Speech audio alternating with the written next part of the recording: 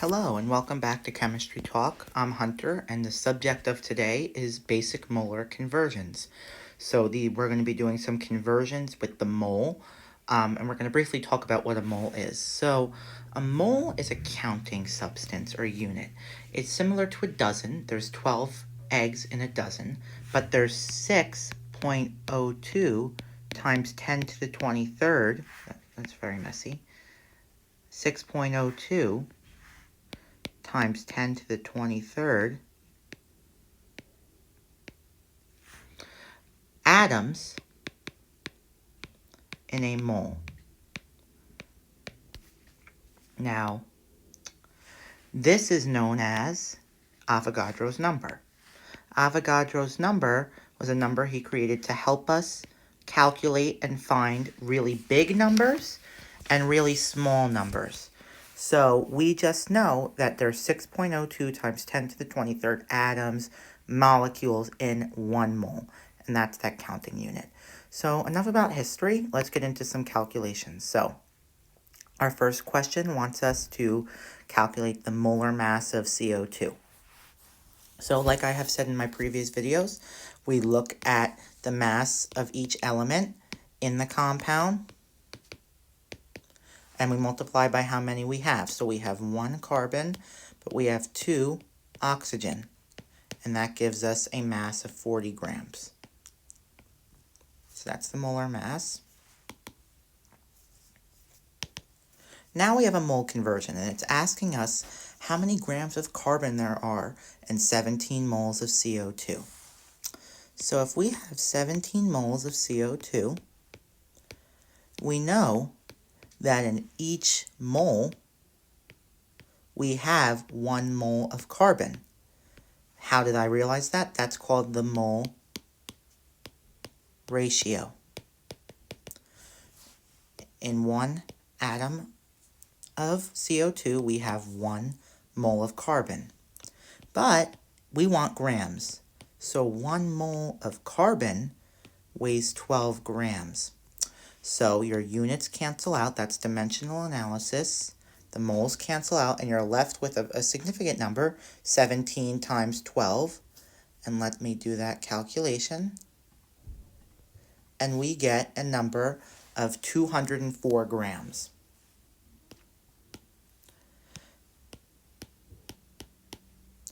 So I'm assuming here that this is 17.0 and 12.0, and that's why we have 3 significant figures. So that's a pretty simple one. Let's continue. Whoops. Okay. Now we are given the same question about CO2, but we want to know how many atoms of oxygen are in 200 grams of CO2. All right, this is interesting. So if we have 200 grams of CO2, we know that there's 40 grams in a mole.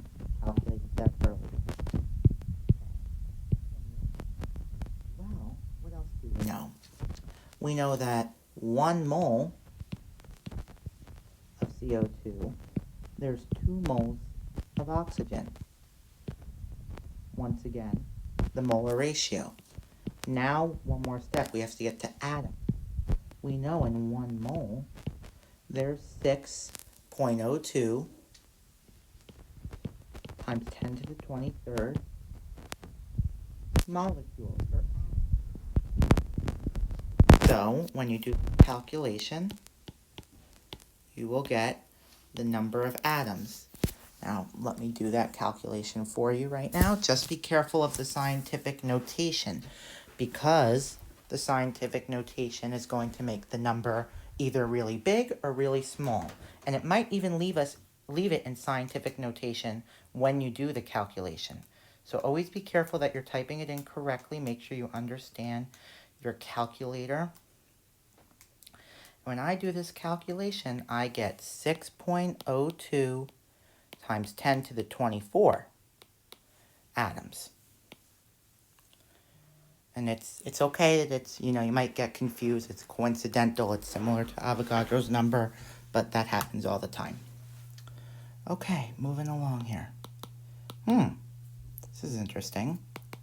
How many atoms are there in 5.7 moles of hafnium? I don't work with hafnium a lot. It's not a very common element. But here's the thing that's interesting. We don't care about the element. We care about the moles. Why? Because if we have 5.7 moles of hafnium, we can go straight to atoms. 1 mole of HF has 6.02 times 10 to the 23rd atoms. So we don't even have to deal with the atom. We don't even have to deal with the element. So we get an answer of 3.43 times 10 to the 24 atoms, HF.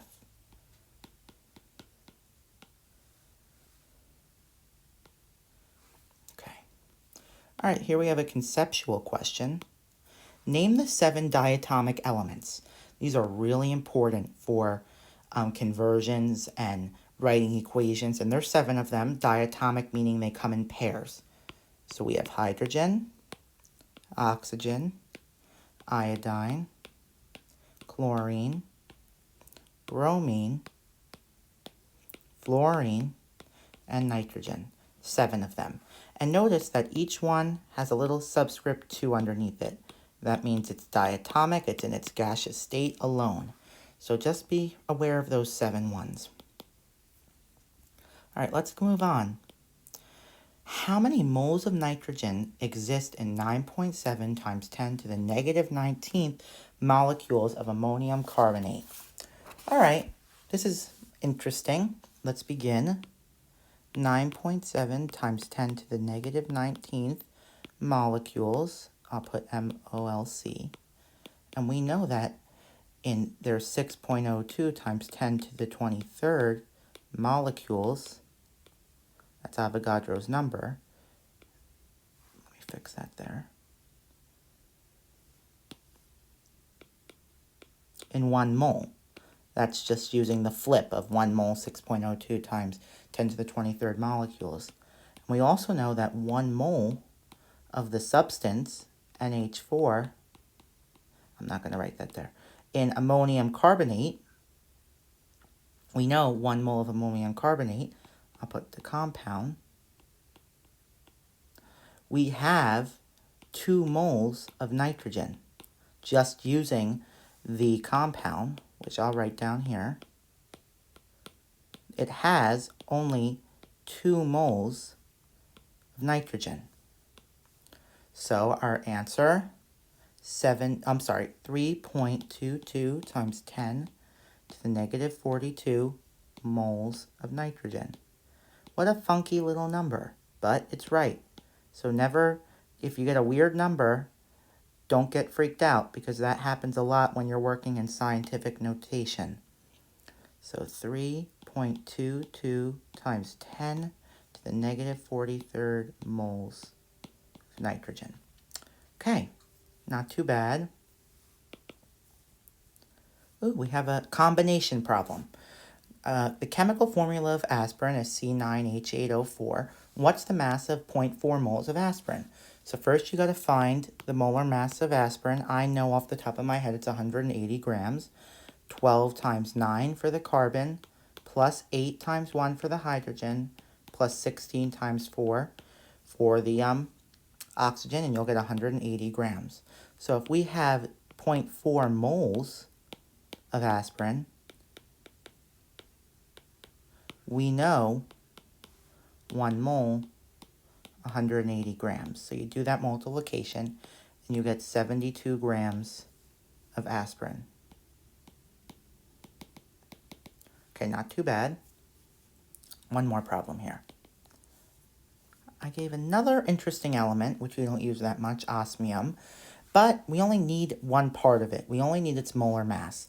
And on the periodic table, if you look, it is atomic number 76 and has a molar mass of 190 grams. So if we have 5.11 times 10 to the 24 atoms, go to moles, we know 1 mole has 6.02 times 10 to the 23rd atoms. That's Avogadro's number. Sorry for the messy handwriting.